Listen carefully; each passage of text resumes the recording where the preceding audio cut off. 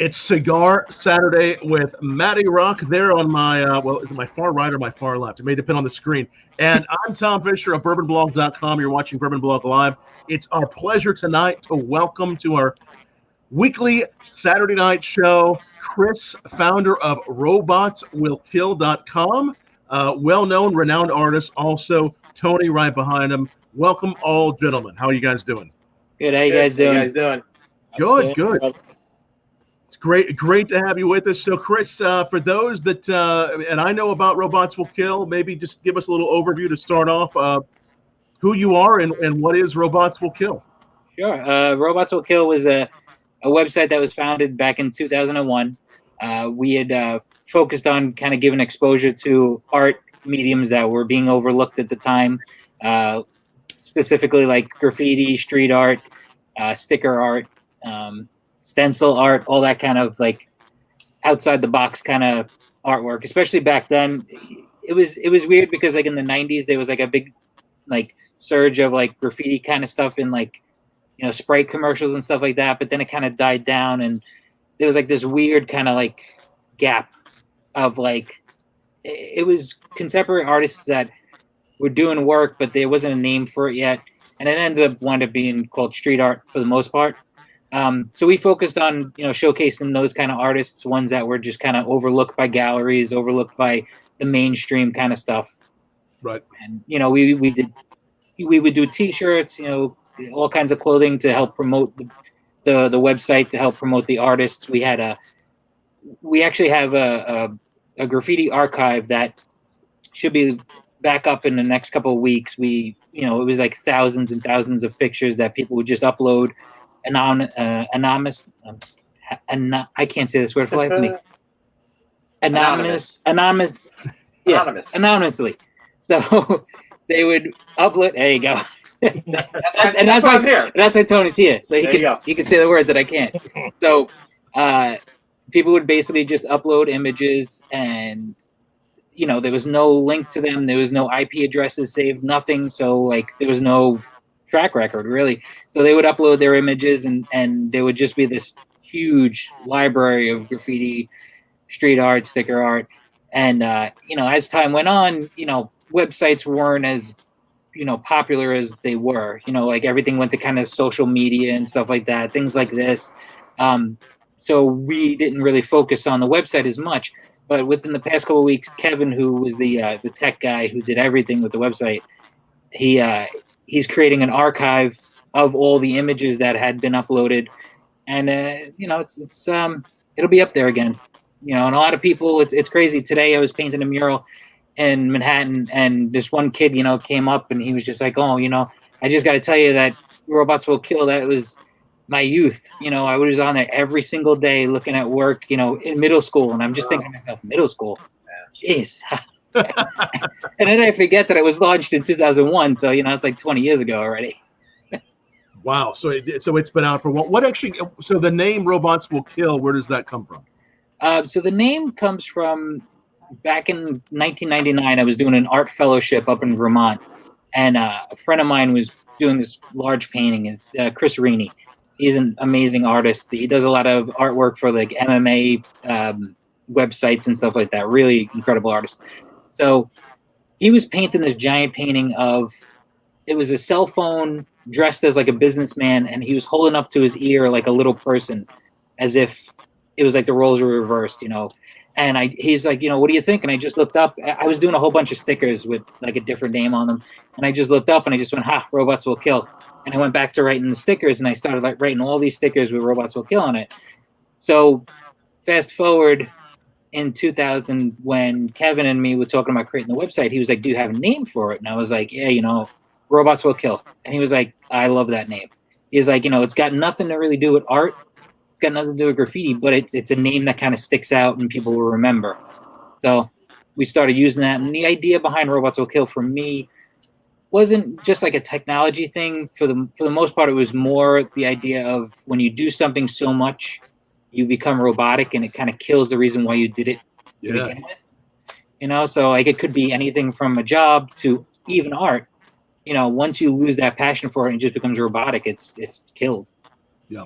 That's very true. Well, you know what? In honor tonight, partially of Robots Will Kill and some of those graffiti artists, what are we smoking here tonight, Matty? All right, so we got here for all our peeps tuned in, the ones who know and the ones who don't. So last year was Drew Estate's 20th anniversary. So they did a couple of special things, as you Drew Estate heads know about. They did the acid 20 came out, box press stick, and this is the Cuba Arte. So make the Cuba Arte so incredibly dope. Let's even start before the actual blend of the cigar. Let's go with how it was presented to the public. And what Jonathan Drew and the peeps over at Drew Estate did, they went back to the roots of graffiti art and everything else, and went back to the New York City roots and the Brooklyn roots, and the comedy of 5 Brooklyn, New York City artists create 7 total water towers, in which these were encased in. Nice. So it's very, very wild. If you haven't checked it out, go online. I'm kind of as smart as a brick. I probably should have had one to put up for people to see, but as everyone knows, I'm not widely known for my intelligence. So, Google it, bro, Google it. So put in Cuba Arte and Water Tower, and you'll see that by these 5 really talented artists. Off the top of my head, I know Queen Andrea was in there, a bunch of the other local Brooklyn artists. Again, John handpicked to do this because the whole idea of the urban street art all hailing from that area of the city was important, especially for such an anniversary thing. And they're collectible. If memory serves me correctly, there's only 1750 produced. So it's a limited run. On itself, it's a great piece of artwork. It's a great piece of artistic history. Now, talking about the blend, obviously this is part of the acid line, so it is an infused cigar. So what you have on the wrapper over here is you have a Maduro wrapper that's over an Indonesian binder. So what you're getting, Tom, and I'm sure you're tasting on the front end, so you get a lot of that front end sweetness. You also get that nice subtle spice, which is different than probably anything else that you've smoked before. There's a sweetness and the spiciness are married together there. And of course, anytime you have the Maduro wrapper on its own, you're already adding natural sweetness to the game. So if I was to go by profile on it, I would say it's medium. I wouldn't even say medium full. I'd say medium. You're going to get sweetness, the spice, beautiful finish on the end of it. It's crisp, and you'll notice that little bit of citrus on it, on top of that spice. What are you getting out of it, Tom? Yeah, I'm getting that citrus too. Just maybe even because that sweet and the spice come together, I get a little touch of cardamom. I get all kinds of spices. It's very layered, has a nice creamy nature, and it's everything that's wonderful about a great Maduro cigar from Drew Estate, but also just that great acid line too, all together. And it just burns so nicely. I mean, just look how beautiful it is. Lit it up, how beautiful it's burning.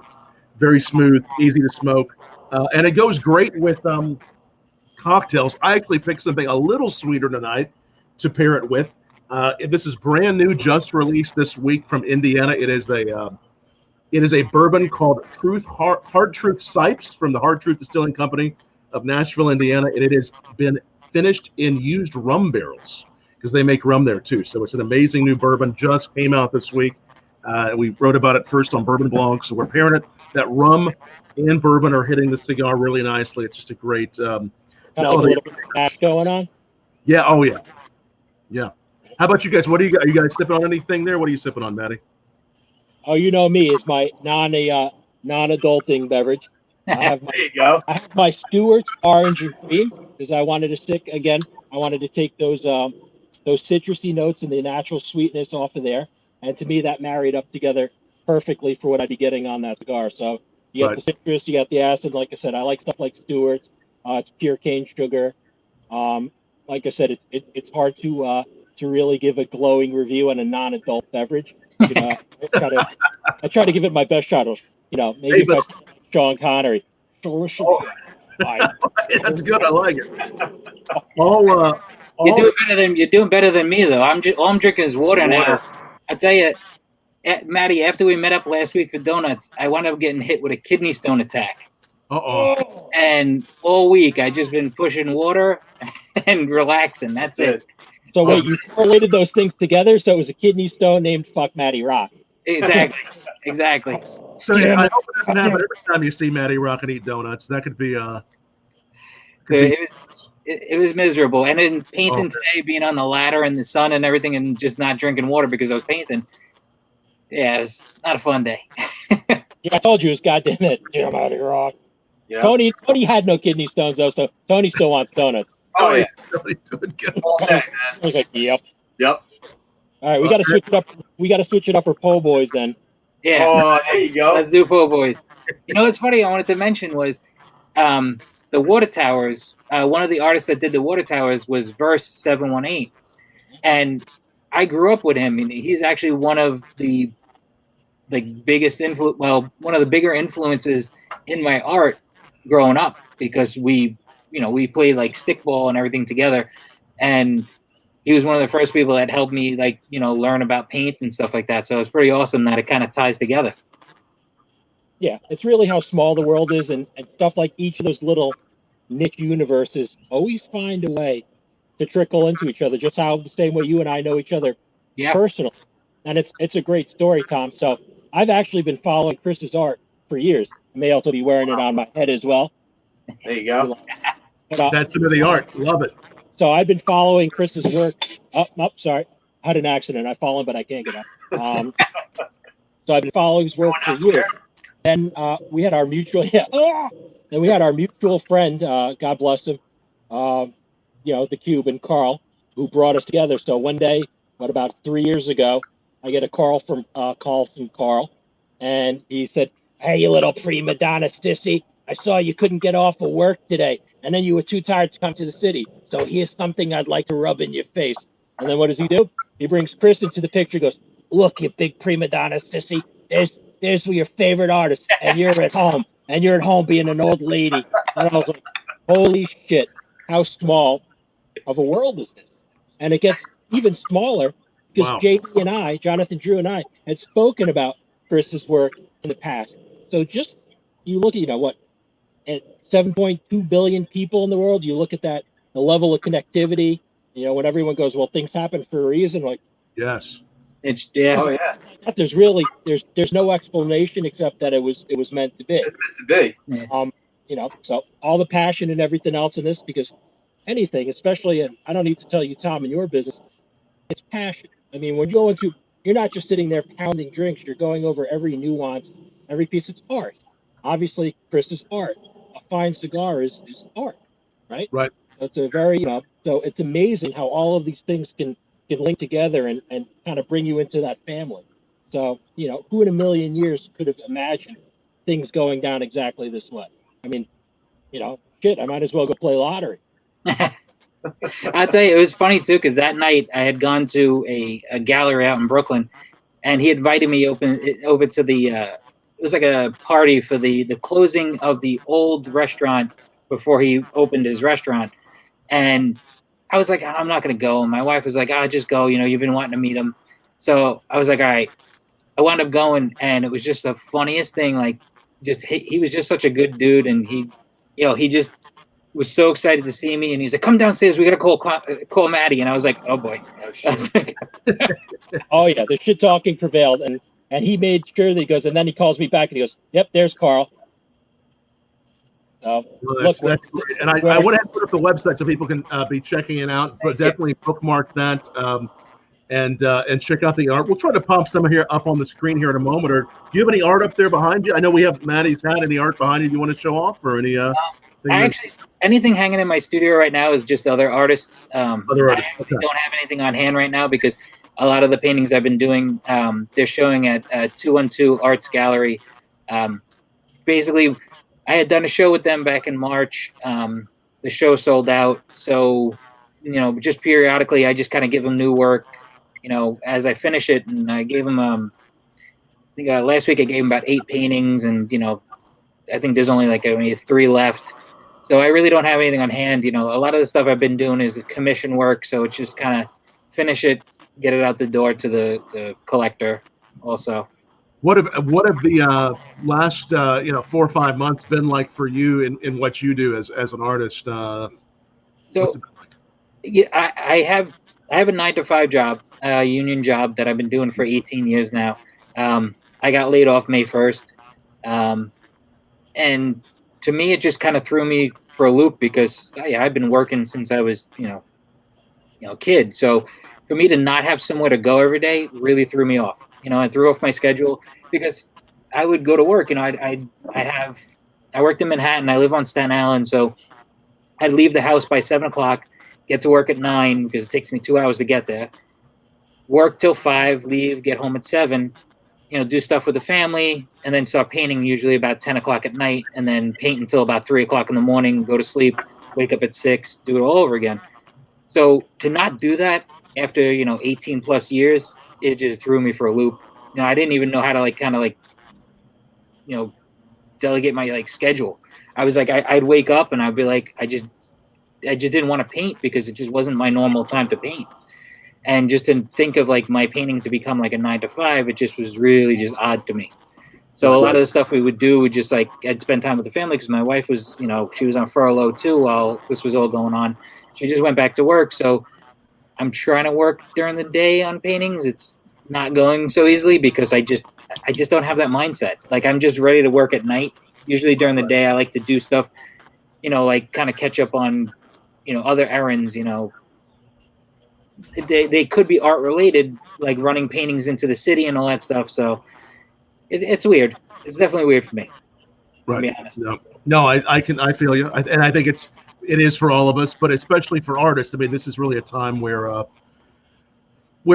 sure there's some good inspiration, but also some challenges as well. Yeah, and a lot of the artists I talk to, they kind of, it's either they kind of jumped, feet first and just kind of did as much as they could, or there's the other ones that just weren't inspired by anything. Because I'll be honest, for me, a big inspiration was commuting, was going and seeing these people that I would see every day. And, that person I saw on the ferry inspired a painting or inspired a quote that I would use in my ferry sketches or anything like that. So it was just weird to not have that inspiration readily available. Right. And I'll pop up here in a moment. This how you captured Matty Rock was great. I loved it. I was as giddy as a young schoolgirl. I ran around in circles like Stewie from Family Guy. I was thrilled, and like I said, he was always a legend to me for years. So to have a legend do his take on Matty Rock, I can't tell you. Especially when you're in such a shitty time, to have something like that. And I'm like, thank you, brother. You lifted my spirits up. Things like that are what lift your spirit up. It just shows you, like I said, the cigar with a friend, sitting down with your buddies, a piece of artwork that's so personal to you, to yourself. And those are the things that bring everybody together. That's the camaraderie of it. And those things, that change, 2020 was that was my joke. Trendy 20 was trash until this. I'm not gonna lie, I'm still doing that sound in my head right now. All right, that pop. There it is. There it is. Nice. With that, there's Matty with his cigar, with his what is he sipping on there? I didn't want to. It's coffee. I didn't want to put the Dunkin' Donuts logo on there, so I was like, all right, I'll leave it a little kind of generic looking. Yeah. Plus, I'm an opportunistic bastard. When it comes to somebody giving me caffeine, it could be from anywhere. It's like, oh, we found this cup that was probably from yesterday. I'm like, has coffee in it? I'll take it. Like, yeah, we don't know where it came from. I'm good. I'll take it. It looks like coffee. It still smells like coffee. I'm in. So, and of course, in honor, and I noticed, in honor of Carl was all about pinkies up. Pinky out. Absolutely. Pinky up. That was one of our, that's an homage to Carl. So when you see somebody say pinkies up or Ruizing, that's a big piece of Carl. So like I said, the importance of this to me on so many different levels, like I said, be immortalized by, one of my artistic idols, have the pinkies up. It's a shout out to our fallen friend. It's big, man. And in times like this, it just really means so much. So again, brother, appreciate you and much love for what you did. Absolutely, Matty. Much love, no matter what. That is awesome. And again, go to Robots Will Kill to actually to see more of the art here. I'm going to put us back the way we were, just like that. There we are. I'll pop some more art up there. Are you seeing that? Are you seeing artists at your art and other artists inspiring and just giving hope during this time? I mean, what have you been seeing? It's a lot of people have been asking me. They kind of they thought art wouldn't be selling right now, and it's actually the opposite. Like, I'm selling more quicker. Wow. A lot of the artists that I know, they've kind of seen that too. I don't know if it's because, people got like a stimulus check and they were just like, oh, or, the extra $600 for the unemployment they was sending, maybe that was an incentive to buy stuff that they wouldn't normally buy. Yeah. I don't really know what it is, but I do know that, art and artists are kind of just, they're important. People don't realize that, and it's weird because like murals and stuff like that people walk by every day, some people might not pay attention to it, but there are people who do catch it. They do, stop. Like, for example, today I was painting with City Kitty and Doaz in Manhattan, and as we were painting, it was just great seeing so many people stopping and saying thank you, and just saying, they appreciated what we were doing for the neighborhood because it was, giving them something to look at, and it's free. It's public art. I think that is a big thing right now. I think that, people who can't buy paintings, at least can now go out and get more public art in their system, especially in New York. A lot of places are, taking advantage of it. California, Florida, there's a lot of places that are doing a lot of great public work. There's a lot of amazing artists out there. It's great to see some of them finally getting the attention they deserve. You don't have to go to art school to be an amazing artist. I'll be honest. I went to art school. It was great. I learned about a lot of mediums and I met people and this, that, and the next thing, but it's not for everybody. And I think right now, I think for people who were stuck inside for so long, getting outside and seeing something like a new mural, I think, perks their spirits up. I think it gives them something to take a picture of. It gives them something to Instagram or tweet, whatever. And I think it does something for their, their psyche. I'll be honest, like sitting in the house all day and finally going and seeing like the beach or whatever, it makes you feel better, Right. And so there's a lot of places that, you can't get to the beach. So if you get to see a mural down the block of, some amazing bird or something beautiful, then it's great. Right. It takes us someplace else. I mean, anything that can transport us as most of us aren't able to travel as much, if it can take us back someplace, which is what art does. But this is really a time where we need it. Yeah. Yeah, it makes a difference. Yeah. Go ahead, Matty. Go ahead.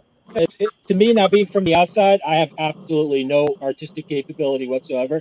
I draw a stick figure. Even people are like, what is that? I'm like, it's a stick figure. They're like, no, seriously, what'd you draw? I'm like, bro, I'm telling you, it's a stick figure. So that's why I just carry cans and just shake hands. That's what I do. I just shake my arm around, man. He needs the heavy work. Have the chunky guy over there with no hair take it up there. Hey, Tony got. Is the muscle. I get the muscle. I pick cans up and I put them down. Yeah, that's all I do. Ooh. So for a guy like me that has no artistic capabilities, really looking on the outside in, and I've been a fan of this kind of art since since Dondi. Moving forward, like when fonts first came out, and you could get graffiti fonts. Like, dude, what are you doing? I'm like, I'm on my computer downloading fonts. They're like, you're a dork. I'm like, leave me alone. I do what I want. It took forever to get it off this BBS. They're like, what's a BBS? I'm like, don't talk to me. I gotta go.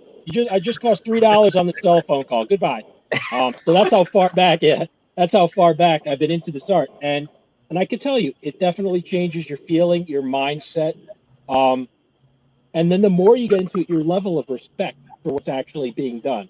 So, like when you have a no talent hack like me, really getting to look and see what people are sharing. It's like anything else. It's like with music, same thing with art. You're sharing who you are with the public, for the public to see, right? That's really, in essence, what you're doing. And to me, dude, that's an entirely uplifting thing. To be able to share something that's personal with millions, if not billions, of people. And for me to be able to look at art like that, it does. It changes my outlook in the day. It makes me feel better. Every time I'm in Miami, I spend a solid 6 hours in Wynwood, looking at all the different art going around.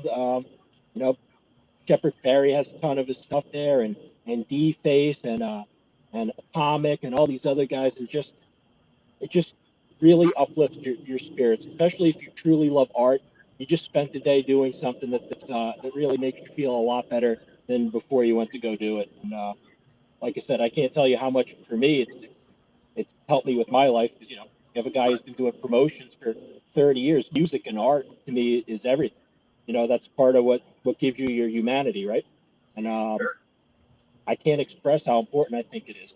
That's why I really hope, of course, 2020 is a funny year, but schools and education need to understand just how important the arts are and what it means to you, how it influences you as a human being. Because over the years, budgets are being cut. People just don't have the understanding of how important the arts are, right?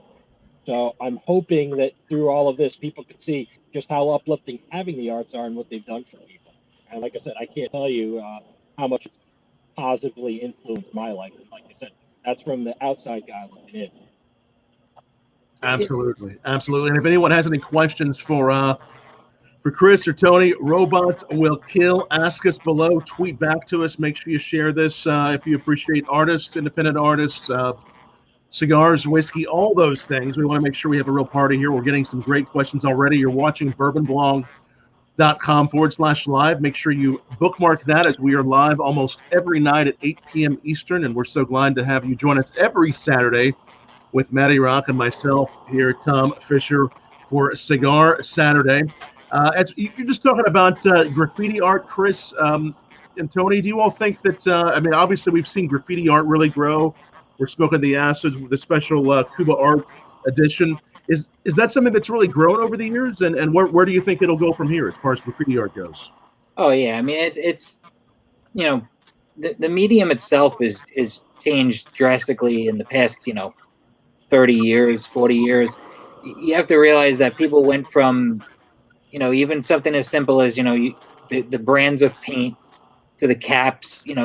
Back in the day, you'd have to steal like different caps off a different like oven cleaner or sneaker cleaner, just so you had a different widthness on the spray paint that came out. And then modify old caps too, taking like pins and heating them up just to get a different spray to get a different effect. Yeah. So all of that changed also. Yeah, I mean, like you have a plethora of caps now. Like there's just everything from skinny to mosquito skinny to fat caps.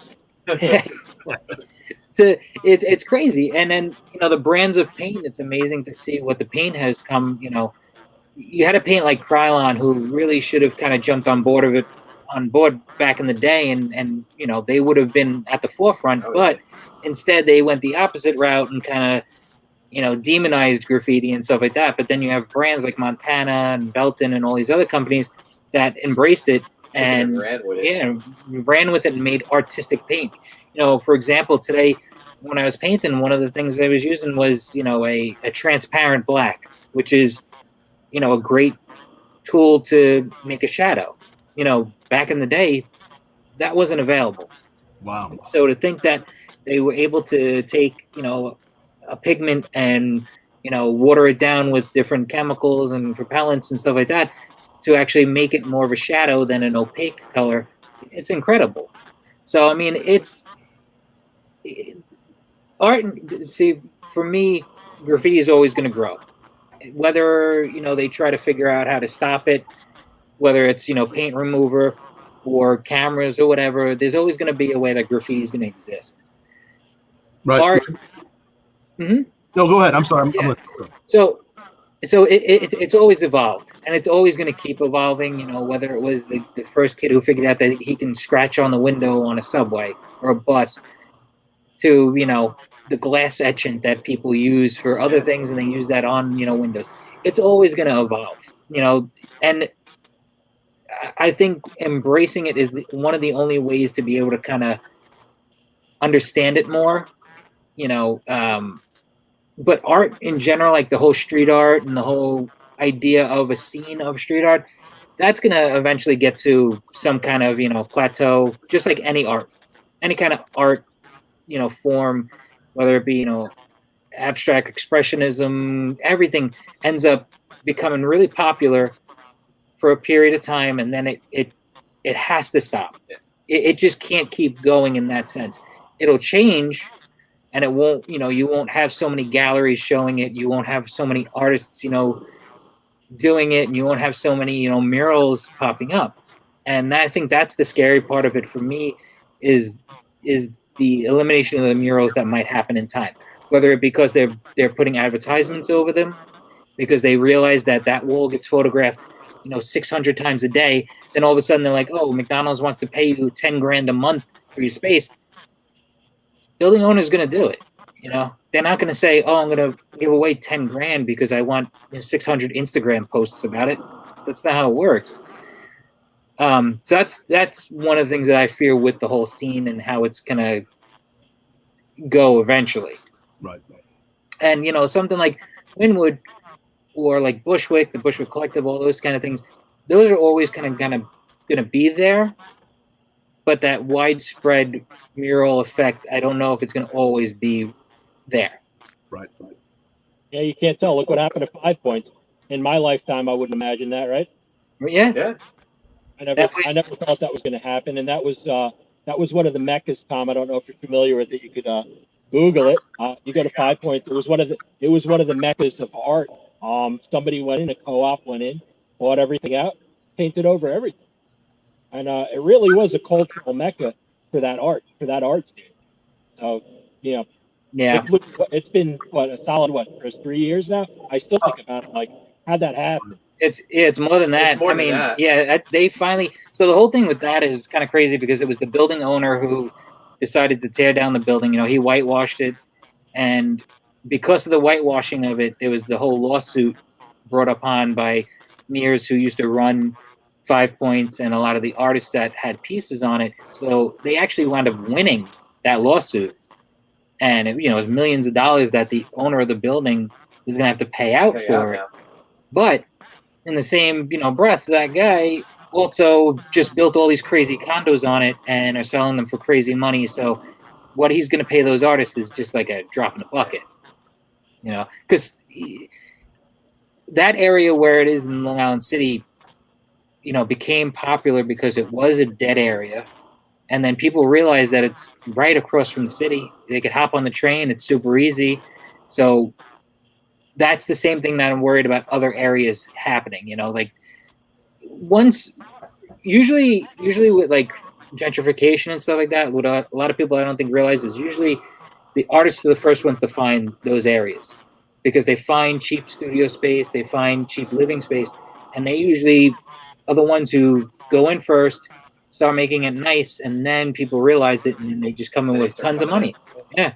I mean, they did it in Asbury, they did it in Bushwick, they did it in Dumbo, all these places that nobody wanted to go to. The artists came in because it was just, like Chris said, cheaper rent, bigger spaces, bigger lofts to work, and then people started getting into it, and then other things came and followed, restaurants. Yeah, look at Williamsburg. Yeah. I mean, Williamsburg.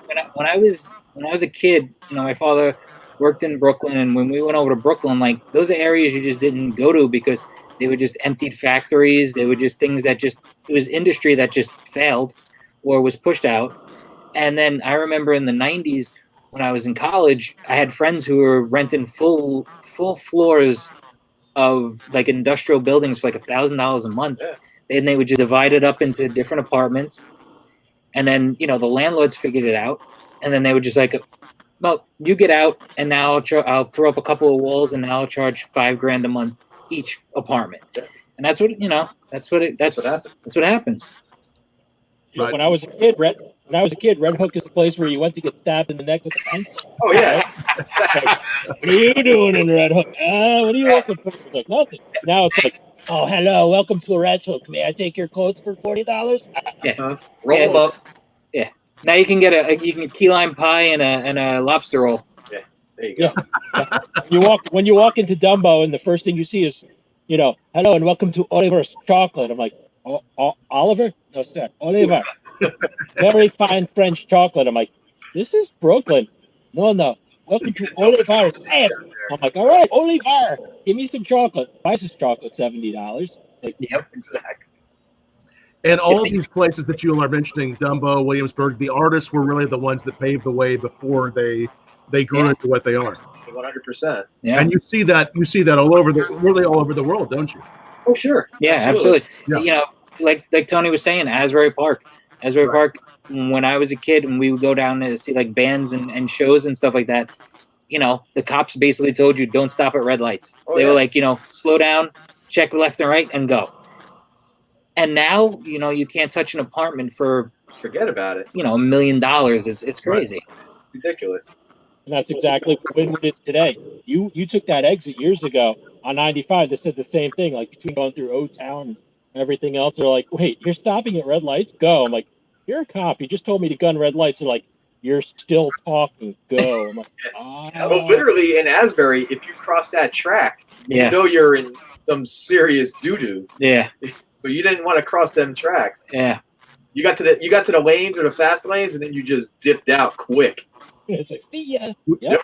We should be asking you guys, what are the next areas we're going to see artists going to that are going to grow into something new? I mean, any places that you've seen that have East Coast wise?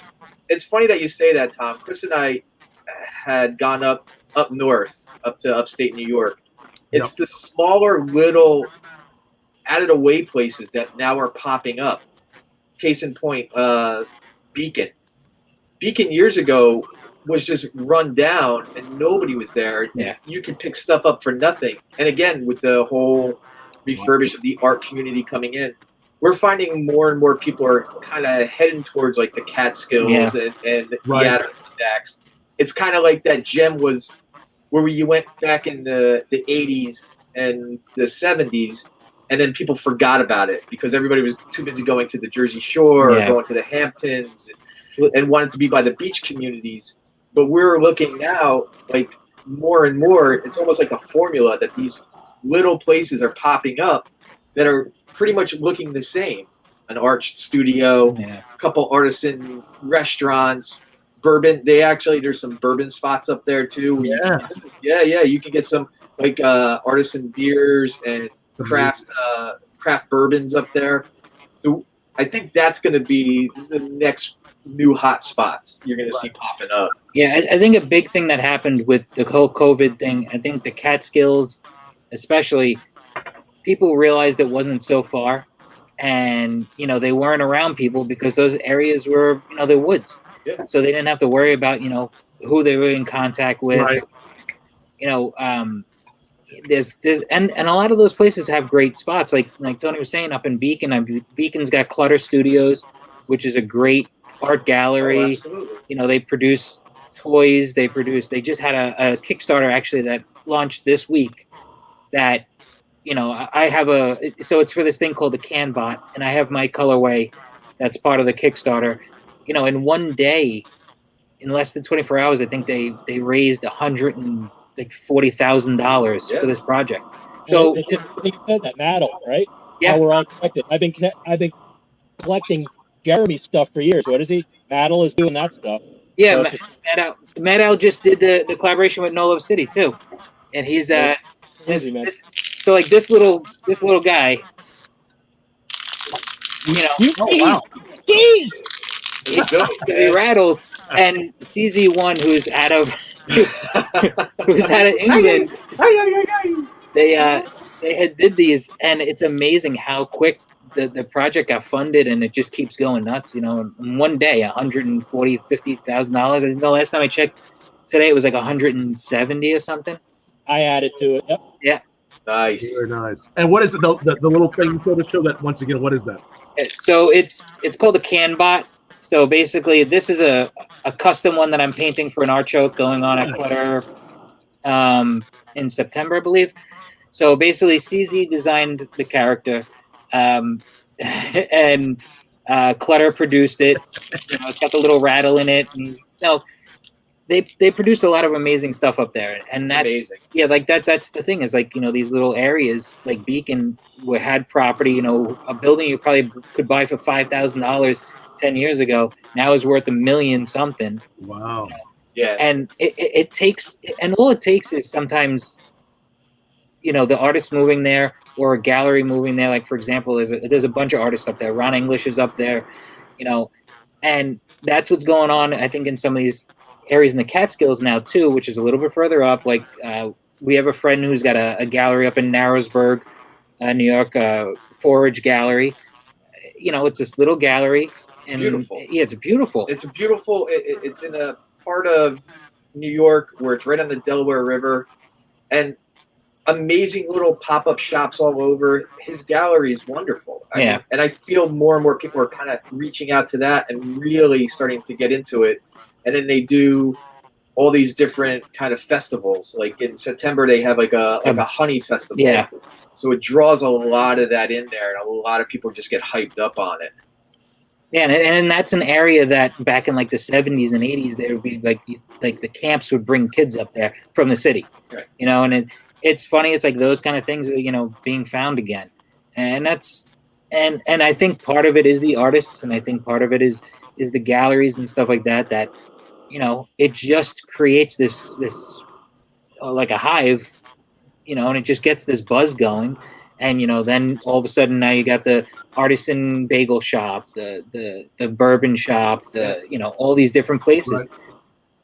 Right. The question I always have with these kind of places is how long do they last? How long will it be? You know, like Williamsburg has been popular since, you know, the early 2000s.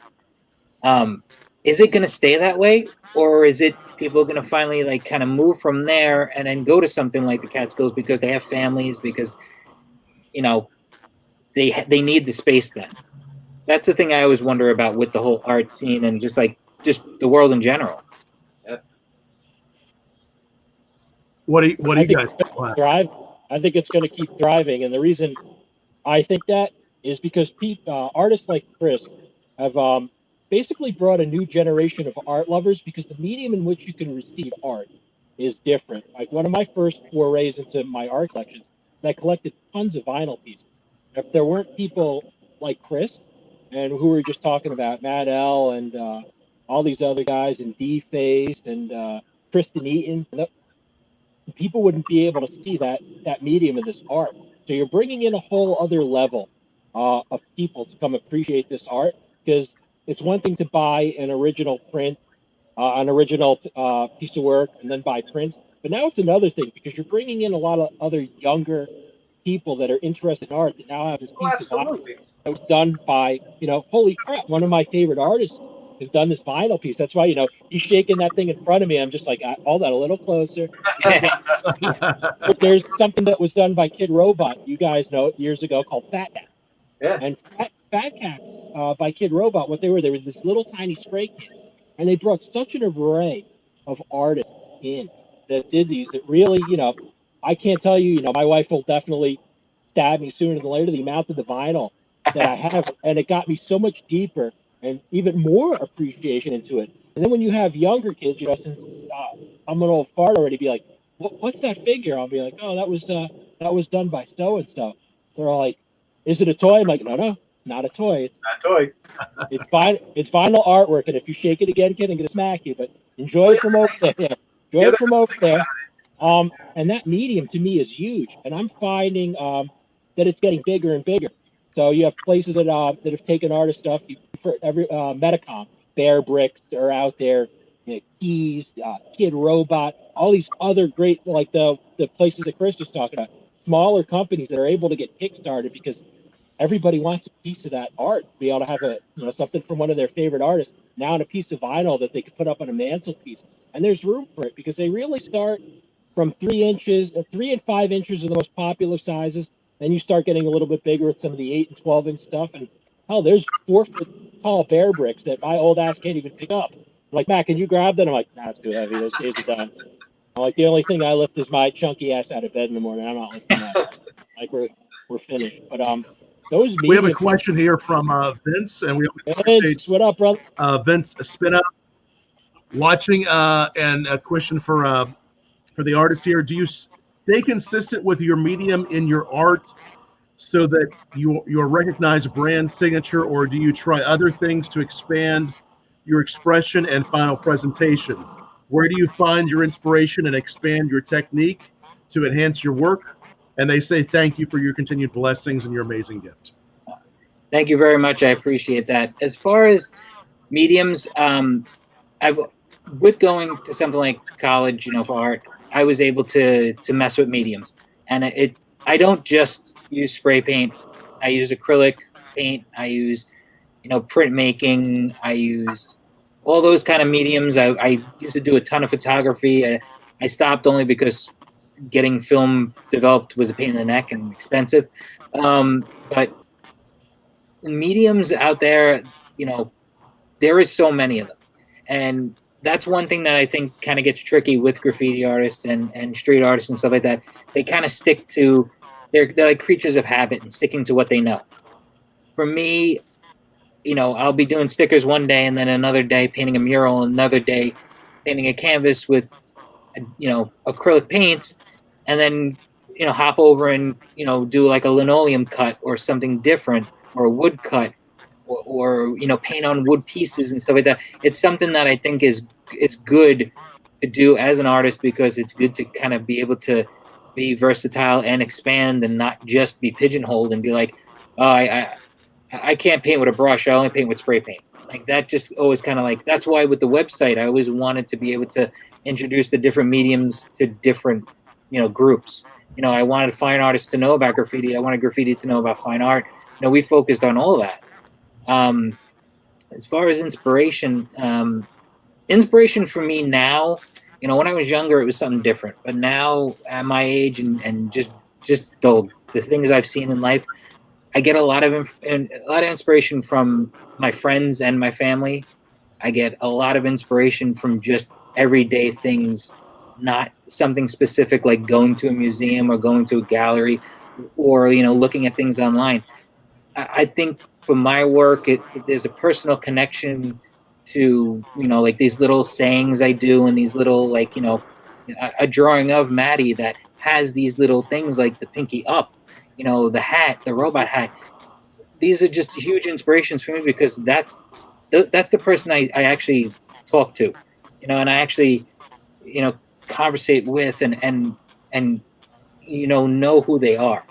Right. That's one thing actually that a lot of the times, for my characters, they don't have mouths, because I always looked at it that, when you walk by somebody on the street, they have a story to tell, but you're not going to know that story because you're only walking past them. You're not sitting down with them, you're not talking to them, so you don't know their story. So while they walk past you, you get the essence of who they are, but you don't know what their story is. So that's why, I always liked playing with the idea of, a kid holding a heart, and saying something like, you plus me equals home. It's like, it's something that kind of like is widespread, but it's not just specific to that kid. Right. So true. And you said something earlier about, and I think it's really important to say, a lot of people say, I'm not good at art, or, I haven't, it's not something I've done for a while, but I think there's a lot of people that have an artistic talent that just don't jump in and explore it. Absolutely, 100%. Yeah, but see, Matty, you have an artistic talent for something else. It doesn't have to be art. It could be the promotions and everything that you do is an art. Because I know I can't do that. You might not be able to, paint a mural, but I know I can't promote something the way you do. Or the cigars. Yeah. I know nothing about those and how they blend with the bourbons. The art of that. That's an art form in itself. Absolutely. You can take one thing, put it with something else, and it can be completely disastrous. Or you can get something that's going to blend so well that it's almost euphoric. It was me blending cigars. Jonathan Drew tell that story one day. Pick them up to about 30 blends. There's 29 of them I wouldn't give to like the worst prisoners on death row. So right there, when you're talking service, they've paid their penance, man. I'm like, this is gonna be good, and people smoke it. They're like, dude, I'm like, dude, awesome, right? They're like, dude, don't do it again, all right? Promise. Right. I'm like, oh. Right there, talking about blends. Right. I mean, you say that, me and Chris, our eyes just glaze over, and we're thinking about donuts. Like, I would never have thought that there's an actual blend in a cigar. Oh yeah, I mean, I would have no clue. What makes that blend? Yeah, I mean, growing up, I'm straight edge. I've been straight edge my whole life, but I appreciate what everybody does. I appreciate, the fact that you know about the blends and you enjoy it. You know about bourbon and you enjoy it. That's what life should be. You should be able to enjoy the things that you like in life. You Right. know, I don't partake in certain things. You know, that's just my choice. But your choice is yours. And you know, like Tony's saying, like talking about like pairing something like a cigar with the bourbon. That's I'm clueless. You I know, have no clue. that shit. I don't even know what kind of wine to eat with fish and all that stuff. So I'd probably pick a soda. What the fuck do I know? you know, and so when you say that you're not artistic, but you are artistic, you know, art doesn't have to be just pen to paper, brush to canvas. You know, it could be anything. Everybody has an artistic Yeah. influence within themselves. Shit, but have Tony build a bike for you. He can build a bike for you that's beyond the best. I do that. Tie flies. You know. Yeah, tying flies. You see him tie flies. Yeah. They catch fish all the time. Me, hand me a bike. Yes, with Tony. There you go. I see our fellow artist Jesse Flores is in the house now. Jesse's live, saying hello to everybody. How's it going, Jesse? Yeah, no, you know, I think one of the most important things I ever heard about art, and whatever it is, I think I was editing an audio piece for a podcast years ago, and trying to figure, I don't want to make this perfect, and an artist said to me, part of art is knowing whether it's a video or a painting or maybe it's a cigar blend, whatever it is, it's knowing when to walk away and let the world have that, right? Because sometimes we want to perfect things, whatever they are. But it's just knowing when to walk away and say, okay, it's done. I can post it. I can let it go. Right? It's true. I mean, there'll be people who say that, sometimes things are just never done. Like a painting could never be done. I personally don't feel that way. I mean, I know there's a point when you just get to it and you just got to get it. Like for me, people ask me about personal connections with paintings, and I explain to them, like, once I've painted it and I felt like it's done, it's not my time to enjoy it anymore. Now it's for the collector to enjoy. Right. I need to get it to them because I did and I got what I needed out of it. Art is a selfish thing. And a lot of people argue with me about this, but art is a selfish thing. Everybody creates some kind of art form because they want some kind of response, whether the response is from them personally or it's from the viewer or whatever. So for me, letting go of that painting is just, it's just part of it. You just have to let it go. You got to get it out of you. So true. And again, it's Bourbon Blog Live. We're chatting with Chris and Tony of Robots Will Kill. Also, Maddie Rock, if you have any questions, please ask below. Some great questions. A lot of fans watching. Chris, I also saw on your website you're a fan of doing the stickers. Yeah, but stickers were, I'll be honest, ever since I was a little kid, that going to the supermarket with my mom and seeing those like quarter machines, I had to get the stickers. It didn't matter if they were sports stickers or whatever, and I didn't know a thing about the team. Just getting those stickers and getting the logo or whatever was fantastic to me. It was like the best thing. So like that went from like those machines to like skateboard and punk rock and hardcore kind of band stickers to the graffiti stickers to the clothing brand stickers. It was always a medium that just amazed me because even if you were like, a little kid collecting Lisa Frank stickers, you still had so much enjoyment out of them. It's like, they're just like a simple form, but it's a great promotional tool. It's a great, way to create your art and get it out there for a cheaper price. It's just and they're fun. Who the hell doesn't love stickers? It's like the sticker shows, the sticker shows and the guys doing the handmade stuff is amazing. They just get so gassed up on it. It's insane. Yeah. And the trading of them, it just goes on and on and on. So Chris can do a sticker and then a week later it'll be in like Frankfurt, Germany. Yeah. It'll be like, how the hell did it get there? Like, that's how it transcends throughout the place. Almost down in Atlantic City, I'm going by, and we know it. In AC, the only thing that's clean is the boardwalk. I'm going down. There's freaking one of Chris's stickers. I'm like, what the hell? I'm like, hey, Chris, I'm down here on the boardwalk. There's one of your stickers by Ocean. I was like, that wasn't me.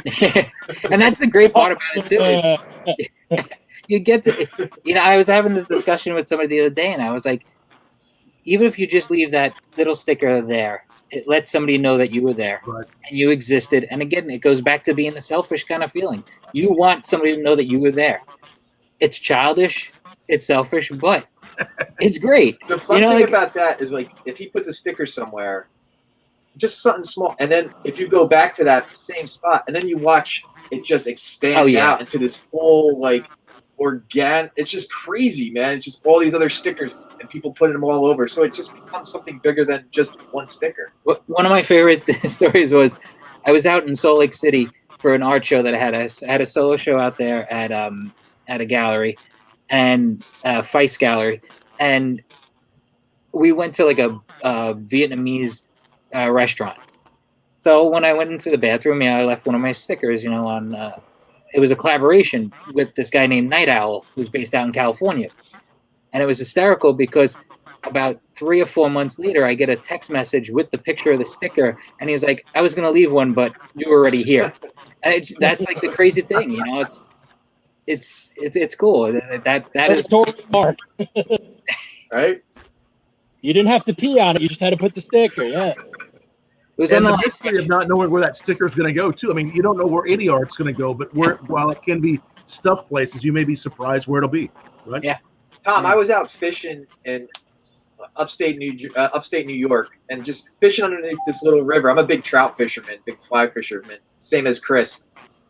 And Chris wasn't with me that day, and I was out fishing, and I turn around and I see a robot sticker, and it's something that I've never seen before. I'm like taking a picture. I'm like, "Did you put this up?" Because I know it wasn't me, but in some random down this hill underneath this cut in the stream, there's a sticker on the back of a stop sign. I was like, "How did that get there?" It's amazing. That is cool. Comment from Jesse here. Real art is about sharing. Street art is freedom.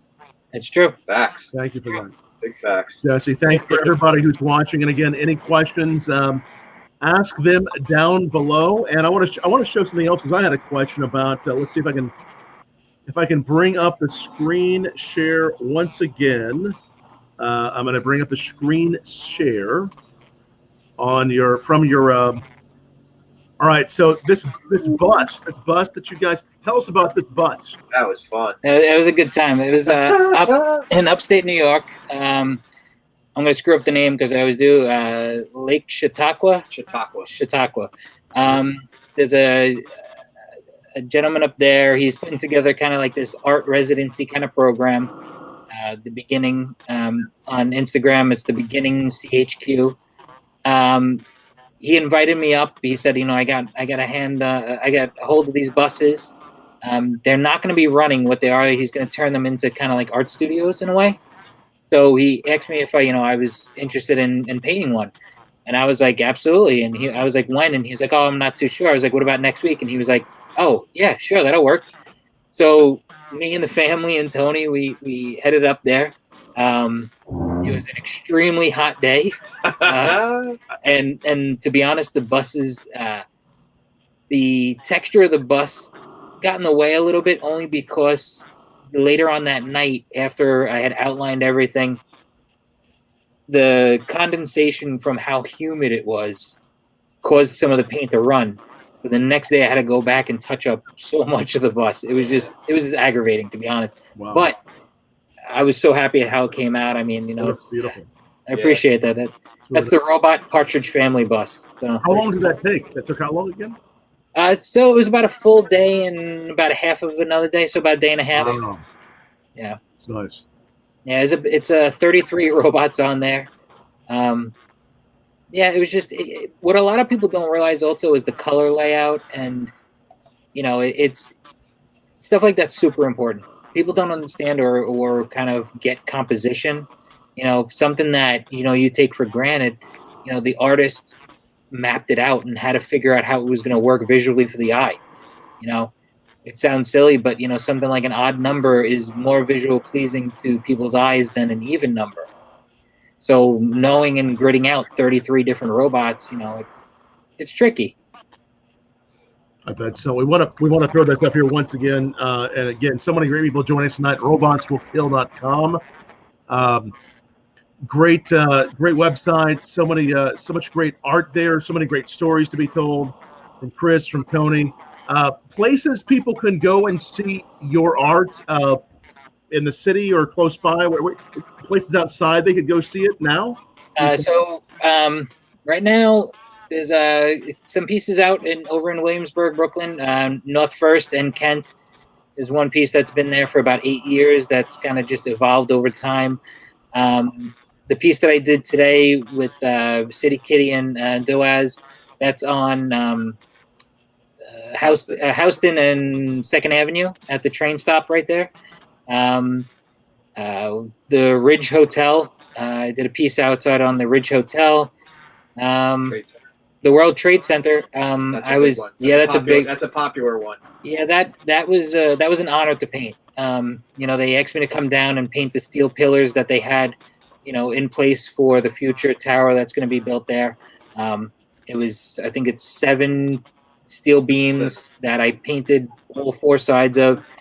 I did it all in one day because of time constraints, but that was an amazing piece. If you get a chance to go down there, that's the spot to check out. Yeah, that's a dope spot. Because remember, I can put up all the pictures because my geeky ass made sure every friggin' piece was taken pictures of. Remember, I showed you when we were having donuts. Like, holy crap! I'm like, yep. I appreciate that. I was a tourist in my own town because it was that awesome. I'm like, all right, man, this is I appreciate badass. And I got everyone's attention on this one too. Guys, make sure that you follow Chris on his Instagram account and his Twitter account, which is Chris RWK. If you have anything that you need to ask him, drop him a line. If you're looking for commission work, drop him a line. Chris is awesome. I know he'll reach out to you. And if too many people reach out to him, Chris will just call me up and say I'm a dick, which is not wrong. There you go. So again, guys, there we go. Tom dropped that up on the screen. And yep. Tom, for anybody new that's dropped in, I want you to tell everybody kind of, guys, for anybody who's new to the show or anyone who's just dropped in for this, Tom is one of the leading guys in bourbon education on the planet. Obviously with Bourbon Blog, he's usually on the road doing tastings, pairings, working with some of the all these top-notch distilleries and everything else. So now Tom is kind of in the space, kind of what we're doing right here, and he's able to facilitate certain things online, tasting online, and I'll let you take it from here, Tom. Well, thanks, Matty. And again, great to have Robots Will Kill joining us tonight, too. Drop me a line at tom@bourbonblog.com. We do this every night on Bourbon Blog Live, but if you ever want to do a virtual tasting, private virtual tasting, we can make that happen, whether we're pairing cigars and bourbon or just doing some whiskeys. We can help you get the whiskey sent to you. We can help you walk through those. Drop me a line at tom@bourbonblog.com and make sure you bookmark bourbonblog.com/live because we do these every Saturday and almost every night with great guests like Robots Will Kill. And, what an amazing pleasure it is to have you guys tonight to chat art and talk about so many things that are so important. I think it's so important to right now support all kinds of artists. So as we look towards the future, what do you think the best ways? I mean, obviously those watching, I believe, are already those that love art, but especially right now, what are the best ways we can be supporting artists? Small brands, small artists. I have a T-shirt that I do and an image that it's every artist is a small business. Absolutely. And it's the truth because there's tons. You can go out to IKEA and buy some thing for your wall. That's going to end up costing you probably about the same amount that it would cost for you to buy a print from an artist. That is at least something more, heartfelt and special, and it's putting food on that artist's table rather than points in some stock thing for IKEA. So small business, small artists, going to shows, buying paintings, buying T-shirts, buying even something simple as a sticker pack from some artists out there. It's T-shirt or whatever. Yeah, T-shirts, and buying T-shirts and wearing T-shirts and kind of spreading the word that way. For example, Matty wearing the Robots Will Kill hat. Yeah.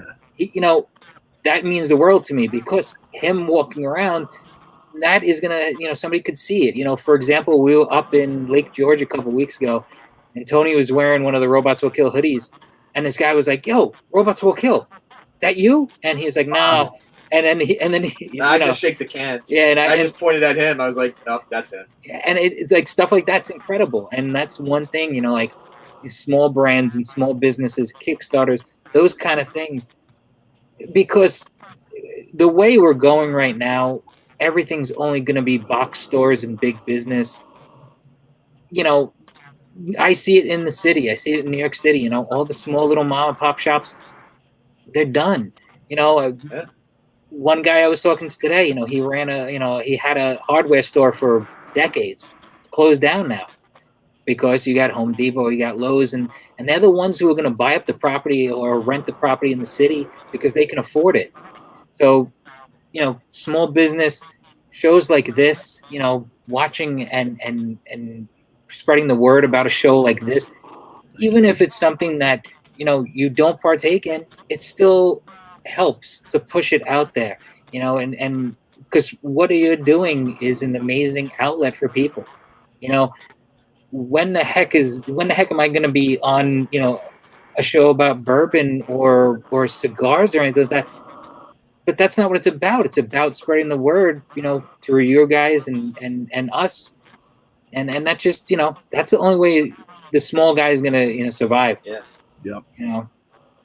So well said, Chris and Tony. We really appreciate you guys and all you do for the world of art and you know, everything you're saying. I mean, it applies to art, but with the small businesses, I mean, it's small craft distilleries, whatever it might be. I mean, and that's one of the things I wonder, you know, during this time where we're going to be getting more and more things shipped to us, maybe not going into mom and pop stores as much. We got to make sure we continue to support those no matter what happens next in the world, right? Yeah, absolutely. It's the truth.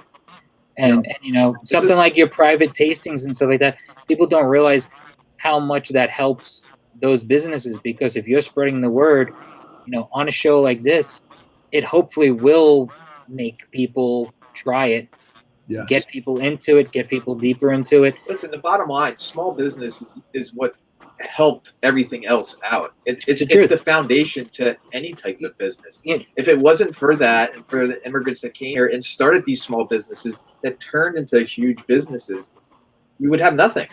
You know, like this whole time during COVID, this whole thing, Tony, you know, runs a bike shop in New Jersey.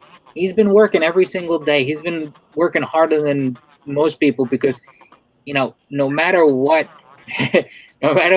people want to think, that's essential, because he's supplying, you know, an alternative, you know, mode to work or an alternative thing that people need in their life to get outside. I mean, people are frustrated. They don't know what to do. They're home with their bratty, snotty kids, and they just want to hang themselves or drink bourbon.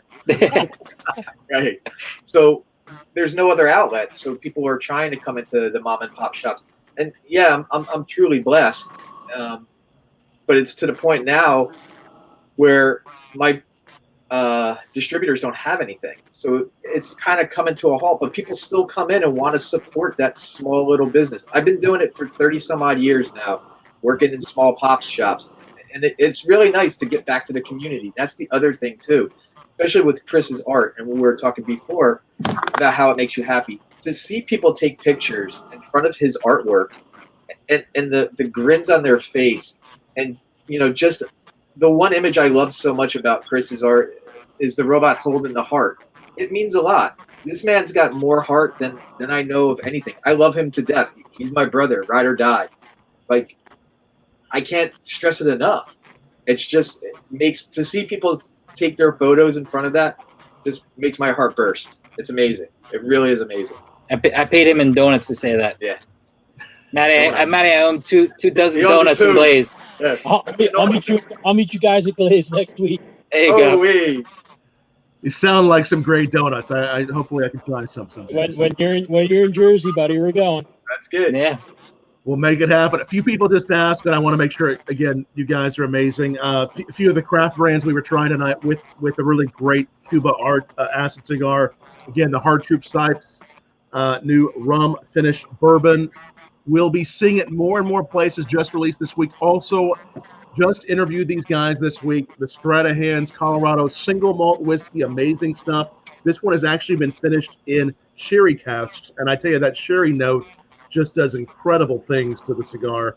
And these guys are actually, Matty, they're big fans of the Liga as well. So we were just talking about that on that same episode about how good a pairing that is as well. But and so many great people joining us tonight from all over the country, all over the world.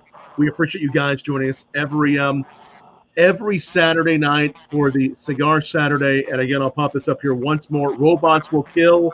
Make sure you like this and follow these guys on all the social media for a little inspiration in your life. Also, at Chris RWK. You guys are so talented. We appreciate everything you guys do, Chris and Tony and Matty. It's great to have everybody here with us. It's a real refreshing conversation. And this video will remain up permanently wherever you're watching it. We'll also put it on our Bourbon Blog podcast audio channel. Appreciate Thank that. you, Absolutely. Hopefully we see all of you guys in New Jersey. Once things are better, I'm going to be back out there. We'll look forward to seeing you guys soon. Yeah, definitely. I'll take the trip. That sounds good. We got some parties to throw, brother, for sure. Go ahead. The only thing I wanted to mention also is I do a podcast also called Urban Robot Cat. We talk about art. We talk about vinyl toys. We talk about the whole art scene in general. Check that out too. If you wanted to know anything more about certain artists and everything like that. I mean, Urban Robot Cat, right? Yep. At Urban Robot Cat. That's it. Yeah, I mean, we have an episode every week. We just try to showcase art and the people who do it. That's about it. Nice. I just didn't want to forget that because I know I would. You get a lot of crap. Search for the Urban Robot Cat podcast. Would love that, man. I got to take a listen. That'll be great. Yeah, appreciate that. Thank you so much. Thanks all, Kevin, Carter, everybody who just tuned in, and everybody who's been watching for the last hour or so. Matty, who's our guest next week? Next week, we have the Enigma Rick Savage joining us, ex-professional wrestler on American Pickers, does Civil War, Ghost Wars, everything. He's the man. He's going to be a lot of fun. So join us Saturday, guys, gals, 8 p.m., same bad time, same bad place. Probably that just cost me money from the Batman estate. There you go, man. They may come after you. You may see him flying here. Yeah. It was worth it. I need a good beat, and so it was fun. Way to go. And remember, any questions that you have for anybody on here, go hit up Chris online, hit up Tom online. If anybody new to cigars and has questions, or anybody who's been smoking cigars for years, drop me a line if there's a question you have to ask me. I will do my best to point you in the right direction and pick something for your palate. Absolutely. Cheers, everyone. Thanks so much for joining us. Stay well. Thank you, guys. Be well. Great work with the art.